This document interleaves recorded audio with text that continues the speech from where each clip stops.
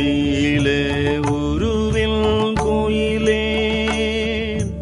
நீள்மணி மாடும் நிலாவும் கோல அழகில் திகழும்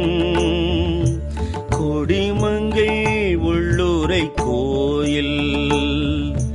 சீலம் பிரிதும் இனிய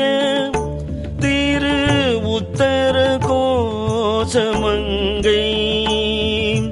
ஞாலம் விளங்க இருந்து நாயகனை வரக்கூவாய் தேன் பழச்சோலை பயிலும் சிறு குயிலே இது கேள்வி வான்பழி திம்மன் புகுந்து மனிதரை ஆட்கொண்ட வள்ளல் ஊன் பழித்துள்ளம் புகுந்து என் உணர்வதுவாய ஒருத்தன் மான் பழித்தாண்டம்